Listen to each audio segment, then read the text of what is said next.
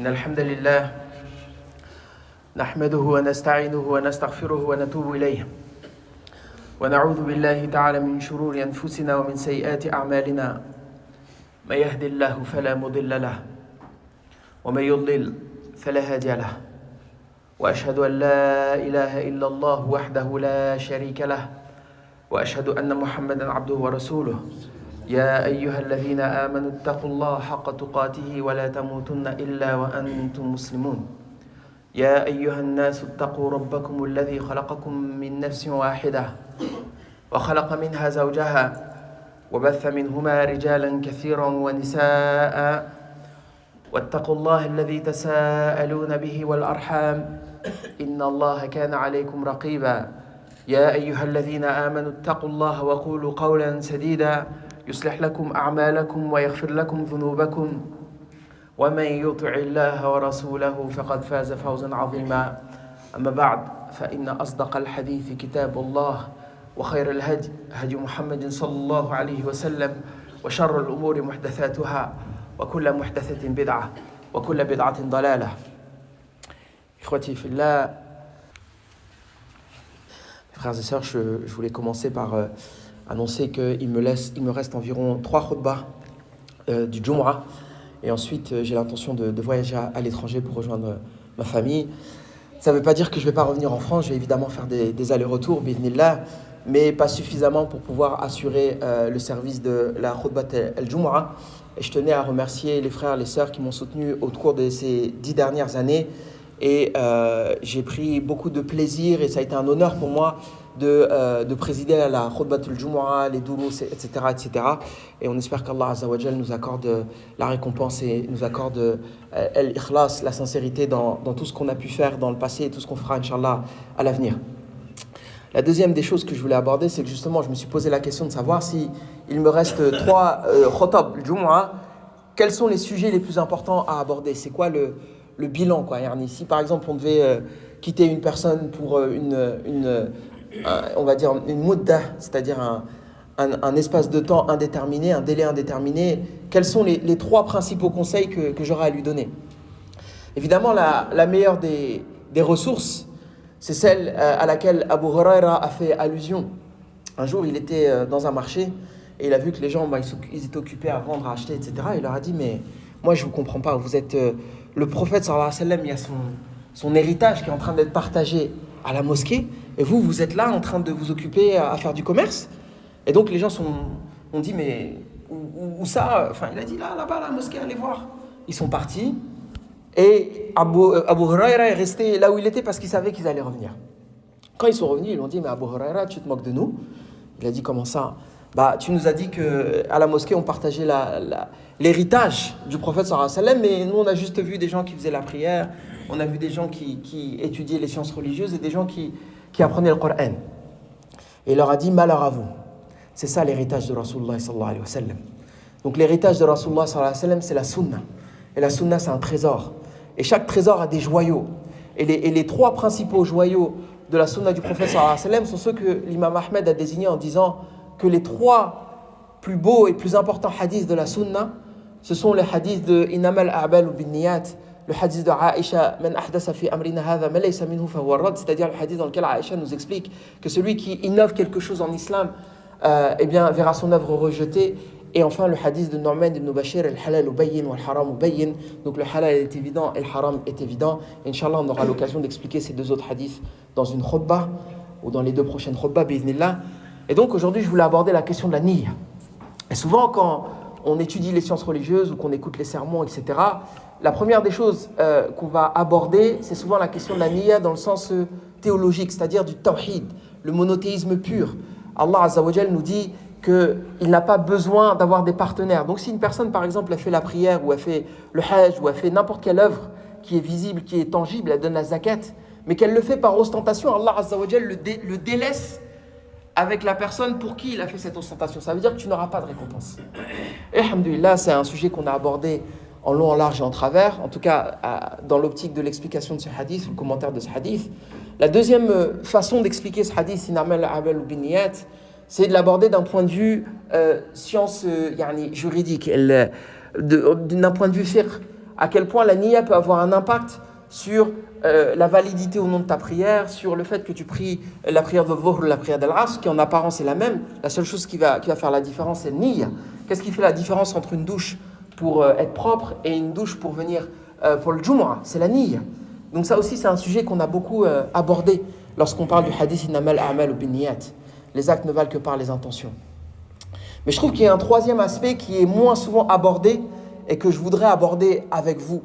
Comme à mon habitude, moi j'aime bien prendre un hadith que tout le monde connaît, mais le voir sous un angle un petit peu différent, pour éviter justement que les khutbahs soient toujours la même chose et que ce soit soporifique, mais ça on connaît, on a déjà vu, etc., etc. Donc je me suis posé la question de savoir, mais c'est quoi l'angle dont on ne parle jamais, mais qui est important? Eh bien en fait, je me suis rendu compte que, subhanallah, la niya, elle a un potentiel insoupçonné. En vérité, la niya, c'est une espèce de moteur à hasanet qu'on ne soupçonne pas. Le simple fait d'avoir une intention, c'est comme si on plantait une graine, et de cette graine poussait un arbre, et de cet arbre on récoltait des fruits, mais de manière infinie. Je vous donne un exemple simple. Le prophète sallallahu alayhi wa sallam, il nous dit dans un hadith que si une personne elle a l'habitude de faire une bonne œuvre, il dit dans le hadith, que je reprenne le texte du hadith, je suis un petit peu perdu. إِذَا مَرِضَ الْعَبْدُ أَوْ سَافَرَ. Donc, si tu tombes malade ou que tu pars en voyage, Allah Azza wa Jal, il va t'écrire la récompense de ton œuvre quand tu étais en bonne santé. Donc, admettons, je sais pas, tu as l'habitude de réciter le Coran, tu as l'habitude de, je sais pas, de prier la nuit, tu as l'habitude de faire des nawafil, tu as l'habitude de faire du zikr, et tu tombes malade. Et tu te dis, ton intention c'est, ah, si j'étais pas malade, je l'aurais fait. Et bien Allah Azza wa Jal, il te donne une récompense à 100%. Mais avant de rentrer dans ce sujet, je voulais aussi clarifier un point qui est un petit peu technique, excusez-moi, mais qu'est-ce qu'on entend par intention dans la langue arabe? En fait, les savants disent que la pensée, elle a 5 niveaux. Le premier niveau de la pensée, c'est l'idée. Si on reprend le cas de la bonne action, peut-être que tu peux avoir une idée de faire une bonne action. Est-ce que le simple fait d'avoir une idée, ça te vaut une récompense? La réponse est non. Il ne suffit pas d'avoir l'idée de faire la prière de nuit pour en être récompensé. Le deuxième niveau, c'est ce qu'on appelle justement, évidemment c'est de la traduction, mais on essaye. On est passé de l'idée à la pensée. La pensée, c'est quand ton idée, elle n'est pas seulement une idée passagère, mais c'est une idée qui commence à trotter dans ton esprit. Ah, peut-être que ce serait bien que je fasse la prière de nuit. Ensuite, le troisième niveau, c'est ce qu'on appelle le discours intérieur. Là, c'est une hésitation. Tu te dis, bon, je le fais pas, mais j'ai la flemme, il faut que je fasse mes ablutions, il fait froid, ceci, cela, mais ça se trouve, je vais commencer, après je vais arrêter. Tu vois, toute la discussion qui se passe dans ton esprit, là, tu n'es pas encore au niveau de la récompense. Ensuite, le quatrième niveau, c'est ce qu'on appelle l'intention. Là, on rentre justement dans le niveau de la récompense, et c'est ton penchant vers l'action. Là, c'est quand tu as envie de le faire. Et le dernier niveau, c'est la résolution, et on est encore dans le domaine de l'intention, mais c'est un niveau encore plus fort, c'est quand tu es déterminé à le faire. Par exemple, c'est quand tu te lèves pour aller faire tes ablutions, là, on est dans l'azm.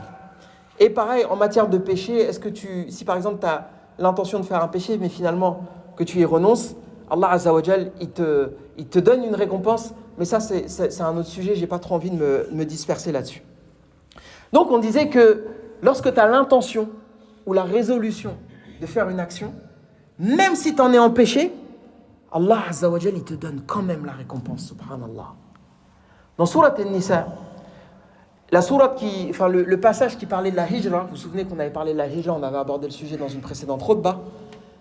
Il y a un verset qui vient juste après le verset de la hijra, dans lequel Allah Azza wa Jal, il dit, quiconque s'expatrie pour servir la cause d'Allah et de son prophète, et que la mort vient surprendre, la récompense d'Allah lui est acquise, car Allah est clément et miséricordieux.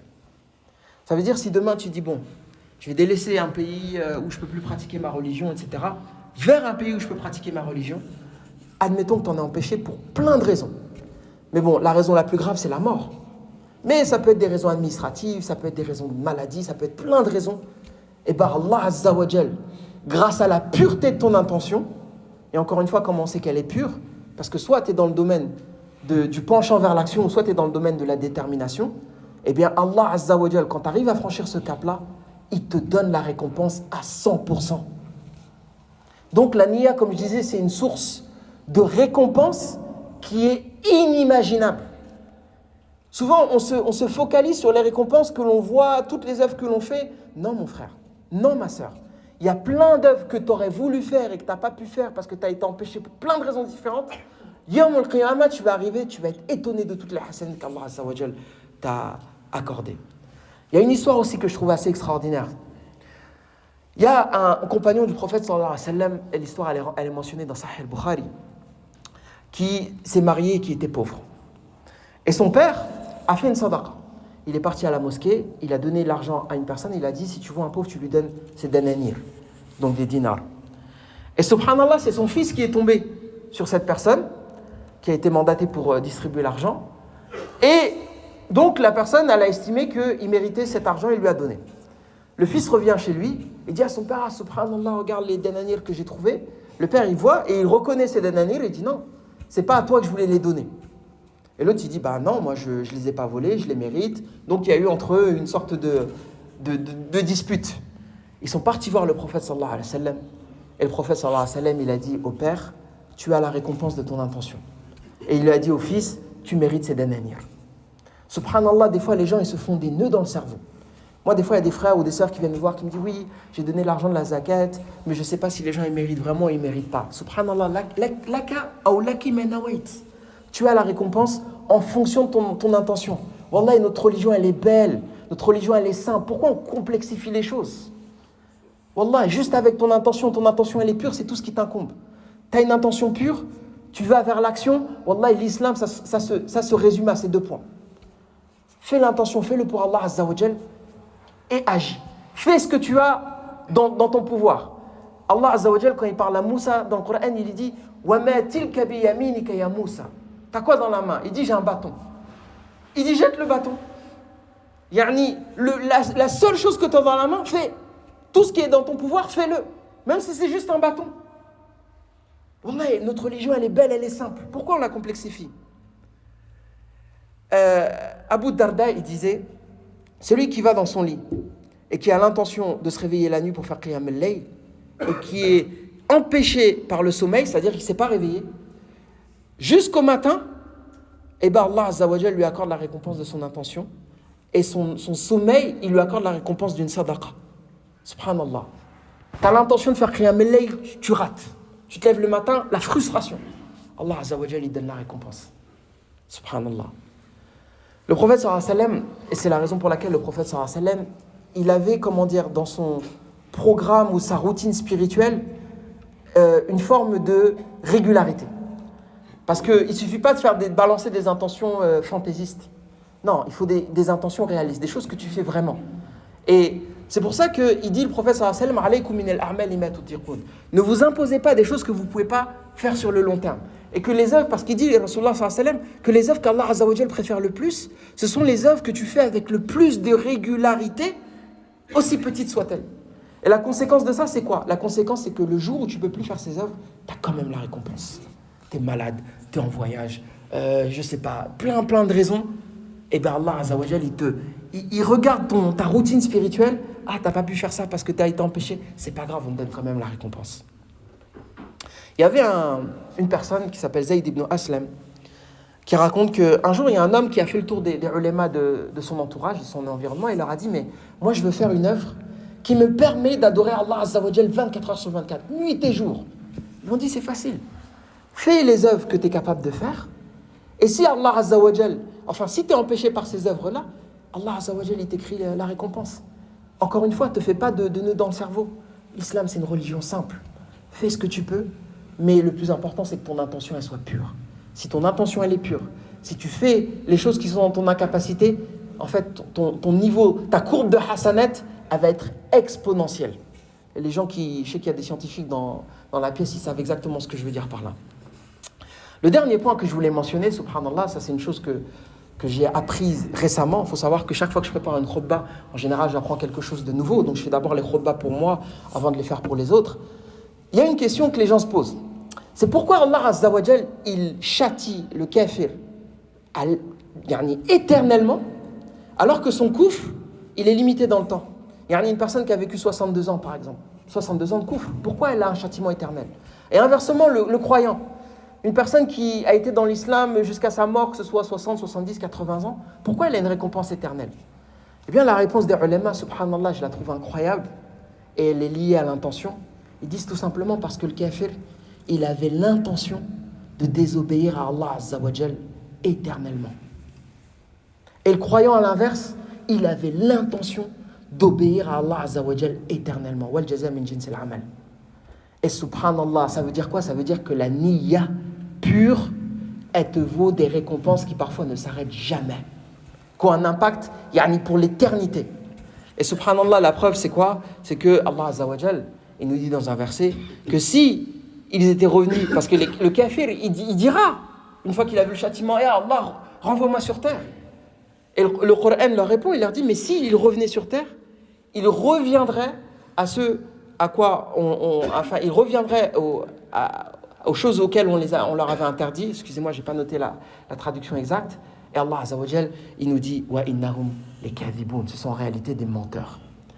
Donc mes frères et sœurs, l'objectif de cette khutbah, c'était d'aborder l'intention sous un angle assez différent et de dire que subhanallah, on néglige le potentiel de cette adoration, on néglige le fait que en fait c'est peut-être l'œuvre déjà la plus facile à réaliser et celle qui peut nous emmener au plus haut niveau auprès d'Allah Azza wa Jal.